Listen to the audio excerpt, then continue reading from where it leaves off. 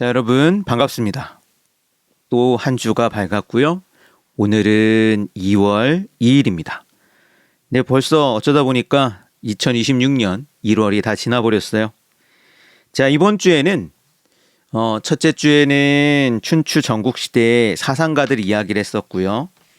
두 번째 주에는 춘추 전국시대 각 나라가 눈치를 어떻게 보고 서로 어떻게 다투는지 이야기를 했었고, 그 다음 지난주에는 진나라 중심으로, 특히 진시황을 중심으로 통일하고 그리고 진나라가 무너지기까지의 과정을 간단히 한번 다루었습니다.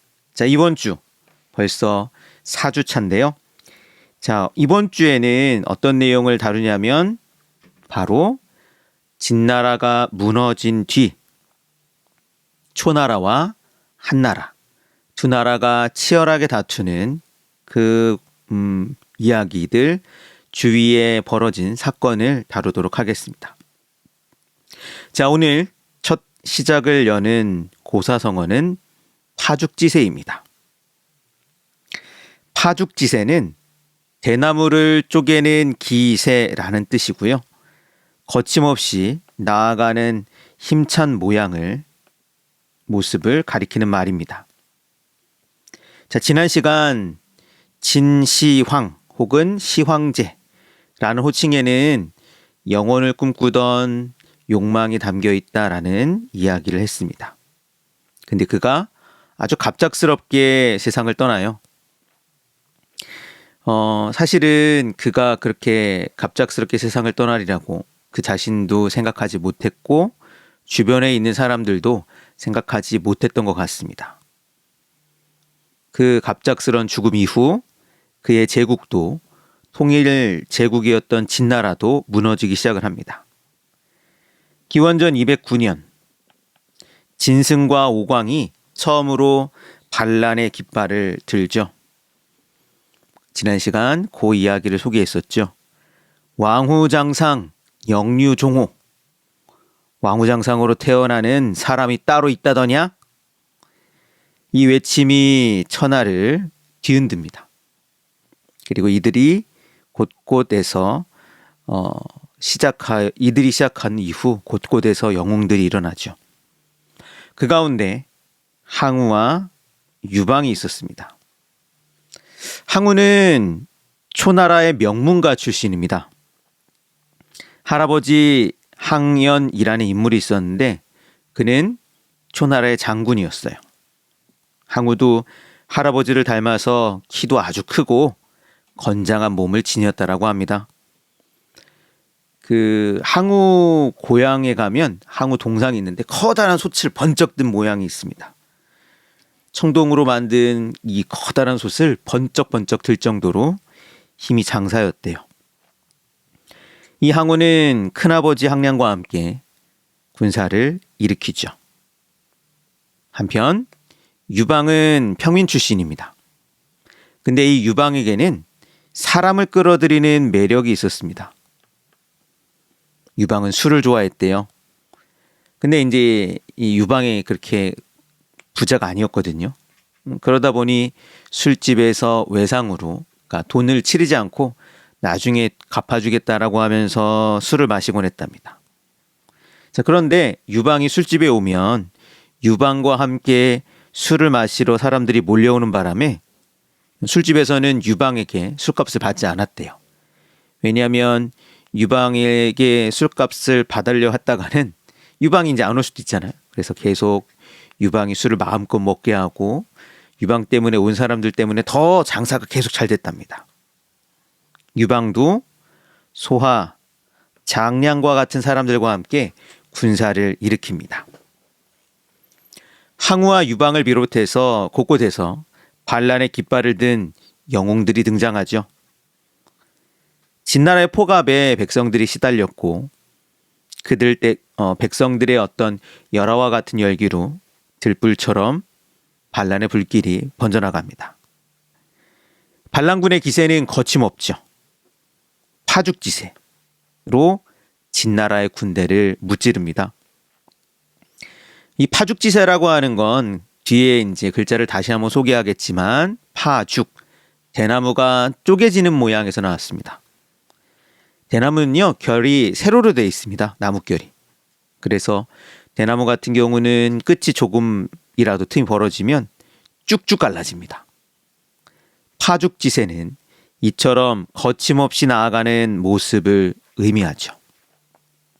과연 누가 이 진나라의 반란을 일으킨 이들을 막을 수 있을지. 자, 오늘 월요일 아침을 여는 고사성어 파죽지세 한번 써보겠습니다. 파자는 깨다. 그래서 깨트리는 걸 파괴라고 하죠. 죽은 대나무. 그래서 대나무는요, 이렇게 대나무 줄기가 이렇게 세로로 있으면 위에서 아래로 자르는 건 되게 쉽습니다. 틈만 조금만 내면 쫙 갈라져요. 대나무의 순을 죽순이라고 하죠. 지자는 무엇무엇의라는 뜻입니다. 파죽의, 대나무를 쪼개는. 그래서 이 지자가 들어간 단어를 표현을 앞에서 보았을 겁니다. 관포지교 할 때 이 지자. 세자는 기세, 형세를 의미합니다. 파죽지세, 거침없이 나아가는 모양. 참 신기하게도요, 역사를 보면 어떤 나라는 세워지는 데까지 굉장히 놀랍게도 뭐 엄청난 영웅들이 있기도 하고 빼어난 인물이 있어서, 그래서 막 이 나라가 등장하기까지 굉장히 여러 가지 사건들이 쭉쭉쭉 이어지는데, 근데 얼마 지나지 않아서 그냥 나라가 망해 버리는 이제 일들이 있습니다. 또박또박 한번 써보죠.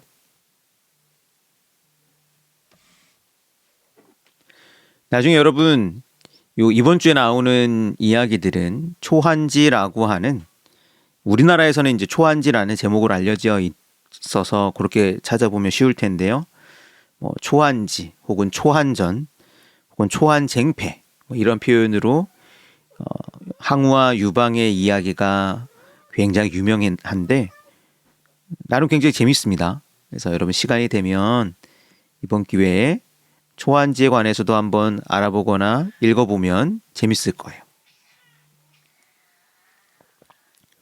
정말 또 유명한 인물들이 많고요. 재밌는 사건들도 많습니다.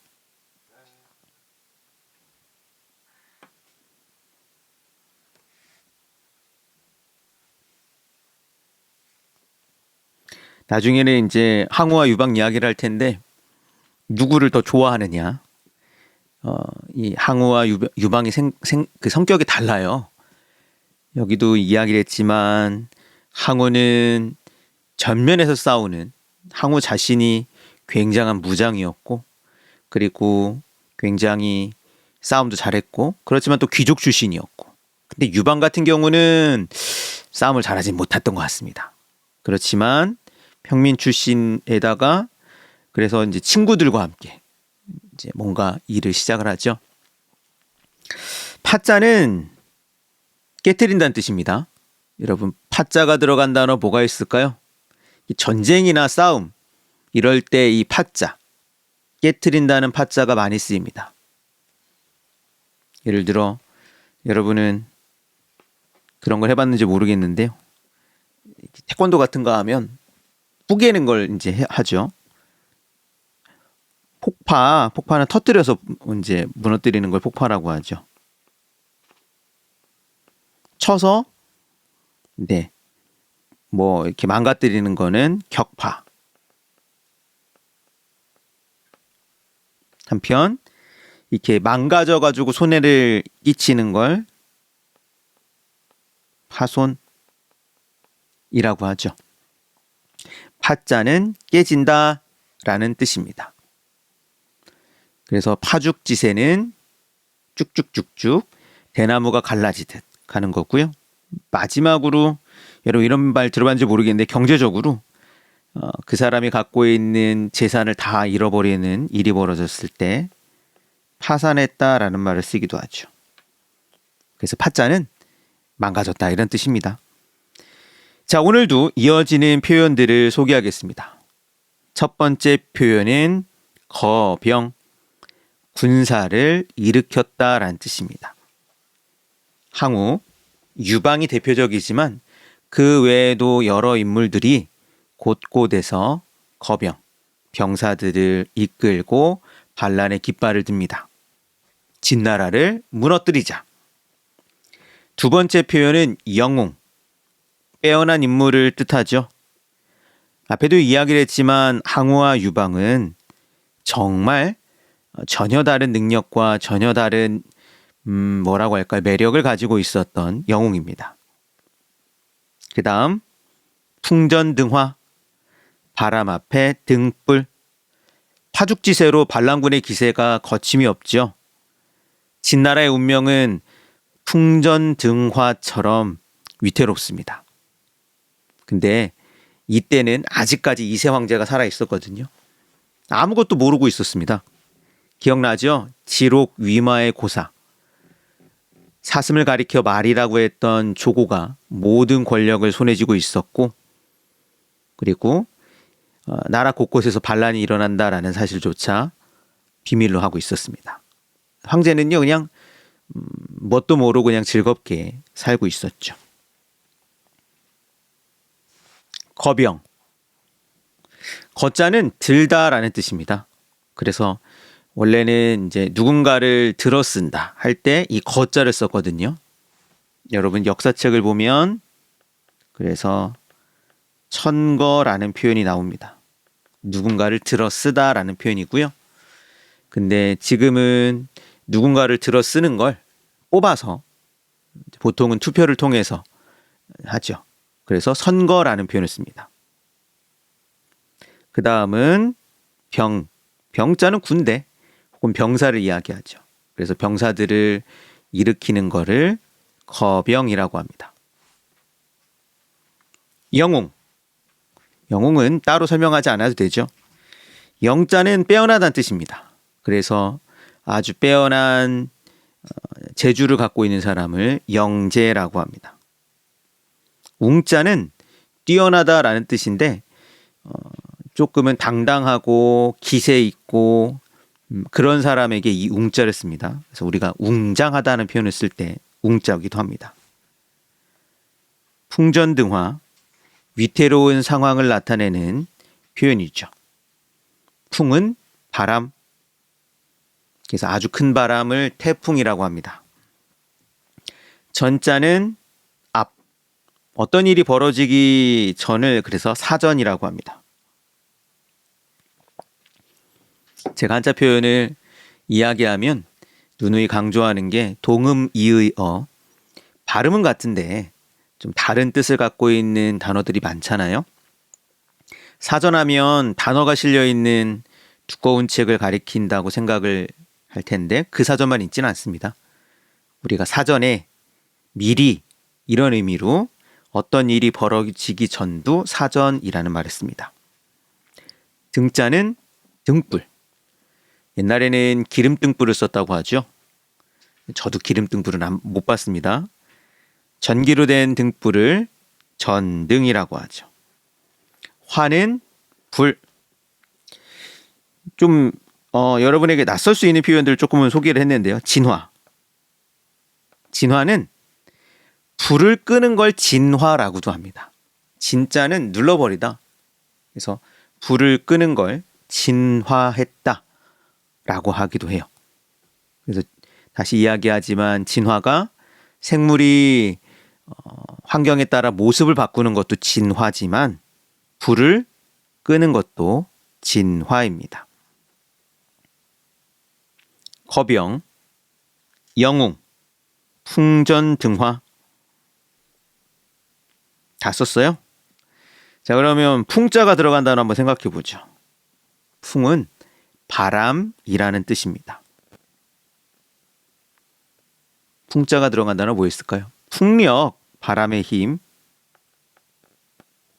풍력을 이용한 중요한 건축물이죠. 풍차.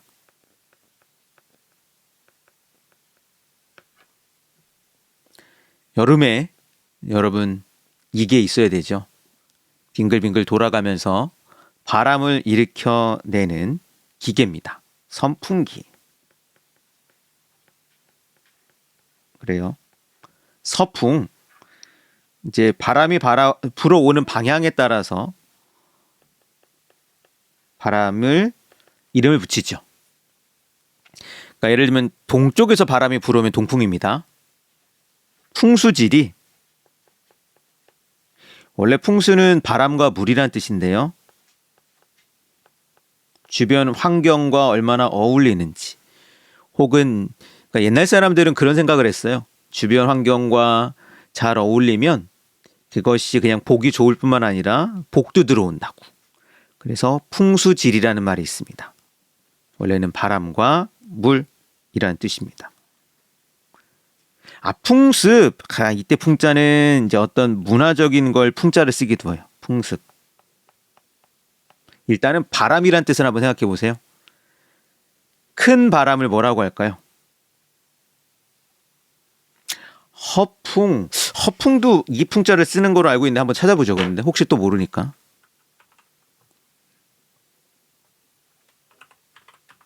맞아요.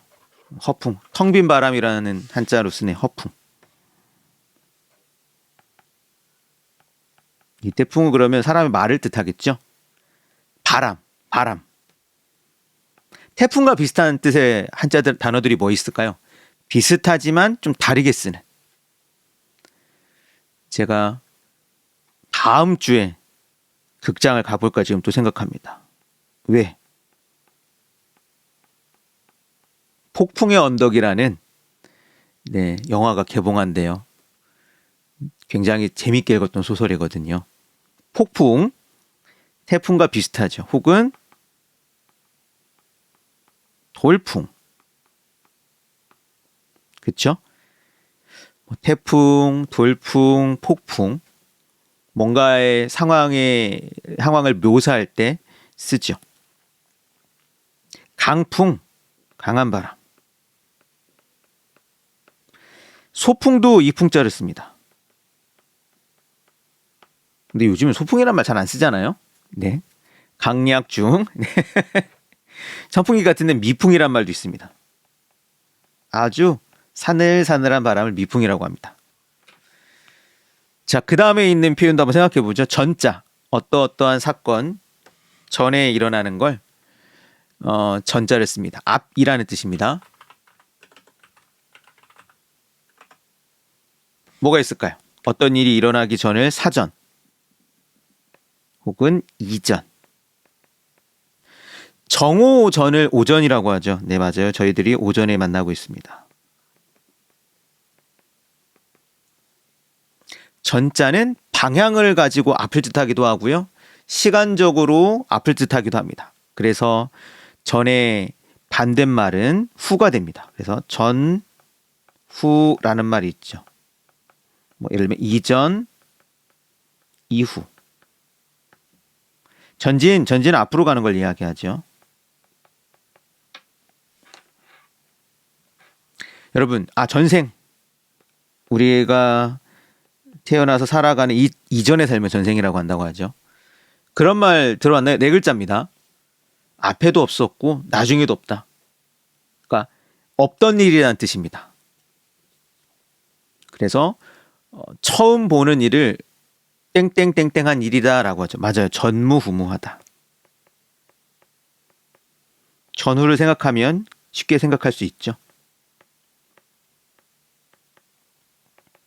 앞에도 없고 뒤에도 없다. 못 보던 일이다 라는 뜻입니다. 자, 불이란 뜻의 화자. 불을 끄는 걸 진화라고 한다는 걸 기억해 두세요. 다음 페이지에 있는 표현도 소개하겠습니다. 첫 번째 표현은 귀족, 신분이 높은 사람을 의미합니다. 항우는 초나라의 명문가 출신이었고요. 굉장히 뭐랄까요, 내세 어디에 내서도 부끄럼 없는 귀족이었습니다. 그 덕분에 그를 따르는 사람들이 많았죠.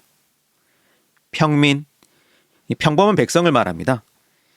유방은 평민 출신이었지만 사람을 끌어들이는 매력을 가지고 있었고 누구든 그와 친구가 되고 싶어 했고 덕분에 이 엄청난 뭐라고 할까요? 사교술이라고 할까? 이런 걸 가지고 많은 친구를 만들죠. 마지막은 승승장구. 기세를 타고 계속 이기는 걸 승승장구한다라고 합니다. 반란군은 승승장구하며 계속 승리를 이어가죠.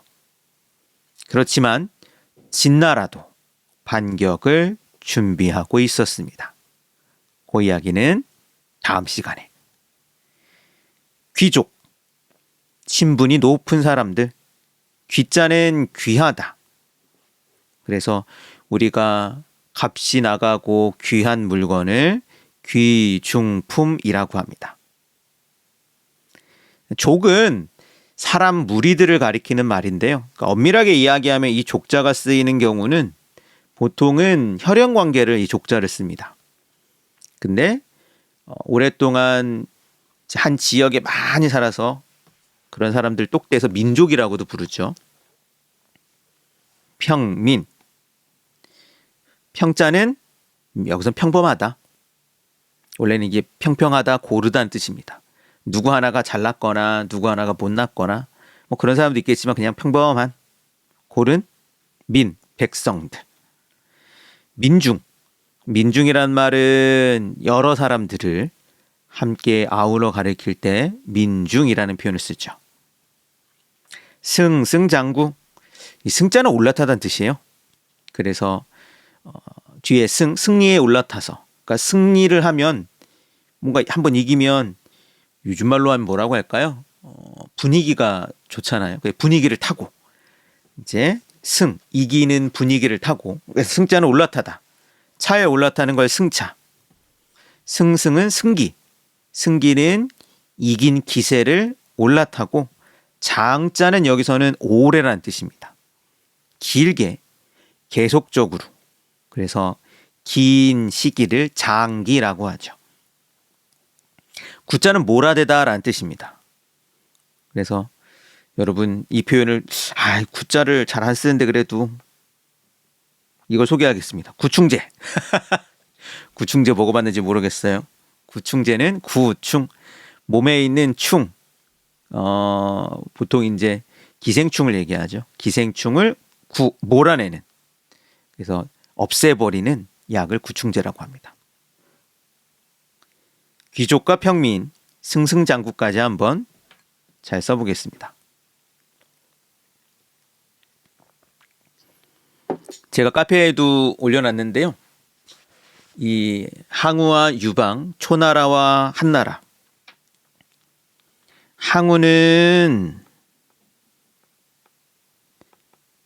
초나라라고 하고요. 유방은 한나라라고 이야기합니다. 항우는 초나라 지역 출신이었고, 유방은 한나라 지역 출신이 아니라 한이라고 하는 지역에서 나라를 세웠기 때문에 그런데요. 이 둘의 싸움은 장기판에서도 볼 수 있습니다. 그래서 여러분 장기판 보면 파란색으로 표시되어 있는 데도 있고 녹색으로 표시되어 있는 데도 있을 거예요. 파란색 혹은 녹색 말이 바로 항우, 초나라를 의미하고요. 붉은색 말이 있습니다. 거기가 한나라를 의미하죠.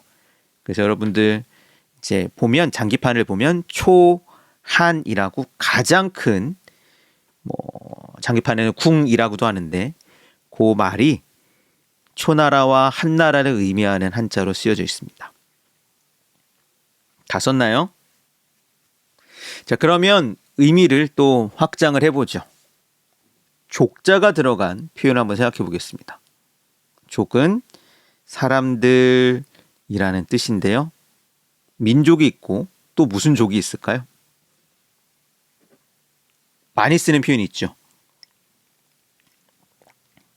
부족. 부족은 민족보다는 조금 작은 단위죠. 더 작은 단위로 내려올 수도 있습니다.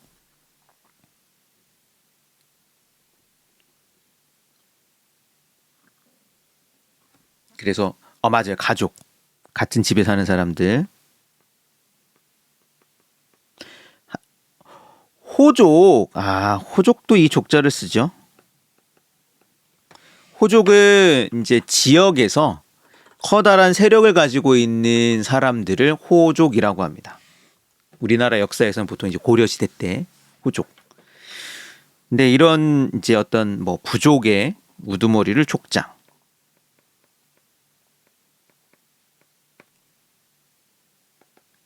이 족자가 들어간 단어 가운데 여러분 친족이란 말을 들어봤는지 모르겠습니다.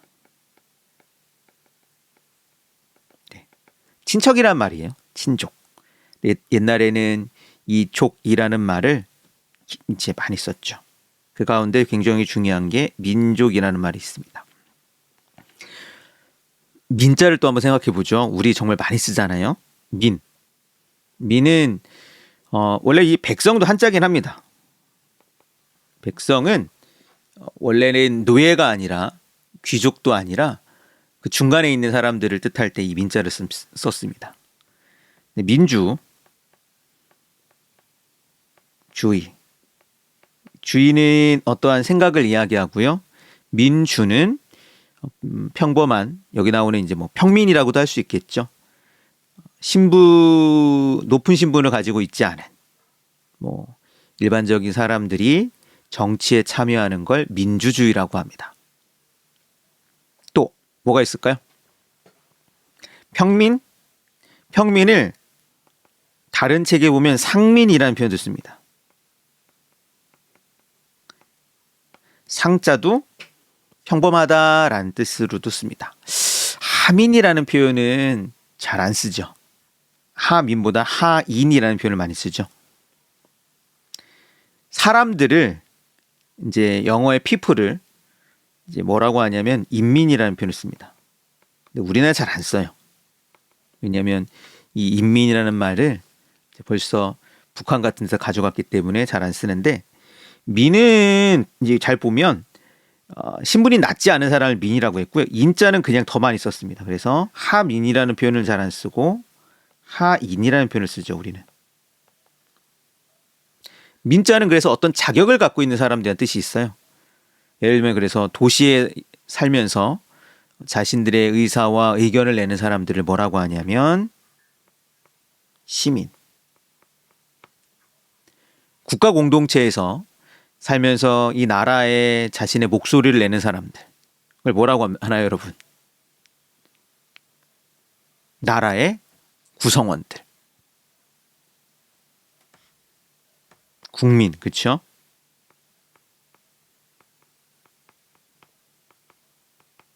저는 국민학교로 살았습니다. 도민. 네, 도민. 이때 이 도 같은 경우는 행정구역을 얘기하는 거죠. 무슨 도에 살면 도민. 구민. 무슨 살면 구민. 구민이란 표현을 조금은 덜 사용하죠. 우리는 오히려 이제 뭐 주민이란 말을 더 많이 사용하죠. 구민을 사용을 안 하는 건 아닌데 그보다는 그냥 어디 주민이라는 말을 쓰죠. 대민이 이게 대자가 크다는 뜻이라면 잘 안 씁니다. 대민은 이제 그 주민들에 대하여 할 때 대민이라는 말을 쓰긴 해요. 요거는 이제 다른 단어랑 더 많이 씁니다. 마지막 승승장구. 승은 올라타다. 승은 이기다. 두 번째 이긴다는 뜻의 승자가 나온 단어를 생각해 보죠. 우리가 다루는 시기가 전쟁의 시기이기 때문에 이 승자가 들어간 단어 굉장히 많습니다. 싸울 때마다 이긴다. 뭐가 있을까요? 싸울 때마다 이긴다. 백전백승. 그렇죠?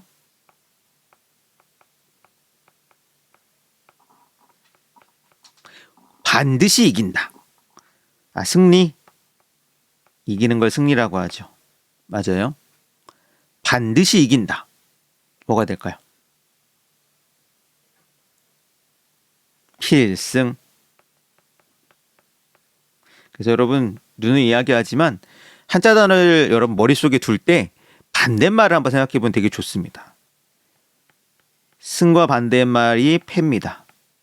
그래서 우리가 승패라는 말을 쓰죠. 그러면 승자를 패로 바꾸면 이제 똑같은 구조를 가지고 있는 다른 말이 돼요. 백전백패. 이런 말 씁니다. 이길 때마다 진다. 반드시 진다. 필패. 크게 이기다.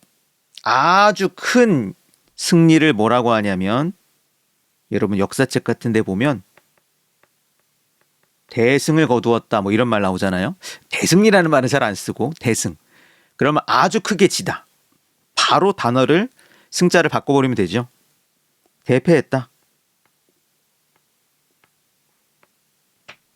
그래서 여러분 머릿속에 이제 이런 한자 단어에 이걸 볼 때 반대말도 한번 생각해 보면 우리가 조금 더 한자 단어를 조합하고 그리고 실제로 조합된 단어들을 어떻게 사용하고 있는지를 생각해 볼 수 있죠.